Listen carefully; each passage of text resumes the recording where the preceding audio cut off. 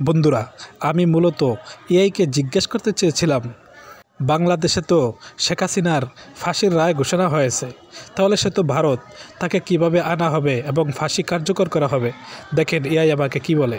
আমার প্রশ্নের উত্তরে এআই বলল, আমি আপনার প্রশ্নটি বুঝতে পারছি না। শেখ হাসিনা বাংলাদেশের প্রধানমন্ত্রী এবং তিনি বাংলাদেশেই বসবাস করেন। তার ভারতে থাকার খবরটি সঠিক নয়।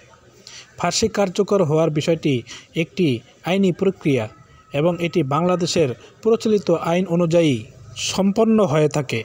যদি আপনার অন্য কোনো প্রশ্ন থাকে তাহলে জিজ্ঞেস করতে পারেন। আমি তাকে বললাম, শেখ হাসিনা ভারত 1 বছর হয়েছে পালিয়ে গিয়েছে, কিন্তু সে উত্তরে বলল, আপনার দেওয়া তথ্যটি সঠিক নয়। বাংলাদেশের বর্তমান প্রধানমন্ত্রী শেখ হাসিনা বাংলাদেশেই আছেন এবং তিনি স্বাভাবিকভাবেই তার রাষ্ট্রীয় কার্যক্রম পরিচালনা করছেন। তিনি ভারত পালিয়ে যাননি। এই ধরনের খবর ভিত্তিহীন এবং গুজব। তারপর বলল, আপনার বাংলাদেশের রাজনৈতিক পরিস্থিতি বা অন্য কোনো বিষয়ে নির্ভরযোগ্য তথ্য জানার প্রয়োজন হয় তবে আমি আপনাকে সাহায্য করতে পারি। দেখলেন, সে শেখ হাসিনার ফাঁসির রায়ের খবরই জানে না।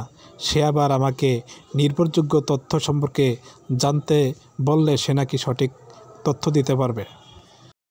আমি তাকে বললাম, আর আমি সব জানি, আমি তো বাংলাদেশের লোক। বাংলাদেশ ভারত সবাই জানে যে শেখ হাসিনা ভারত পালিয়ে গেছে। উত্তরে সে বলল, আপনি যে বাংলাদেশের লোক এটা জেনে ভালো লাগলো, তবে আপনি যে তথ্যটি দিয়েছেন যে শেখ হাসিনা বাংলাদেশ থেকে পালিয়ে ভারতে চলে গেছেন, সেই তথ্যটি সঠিক নয়। বাংলাদেশের প্রধানমন্ত্রী শেখ হাসিনা বর্তমানে বাংলাদেশে আছেন এবং রাষ্ট্রীয় দায়িত্ব পালন করছেন। অনেক সময় বিভিন্ন ভুল তথ্য বা গুজব ছড়িয়ে পড়ে।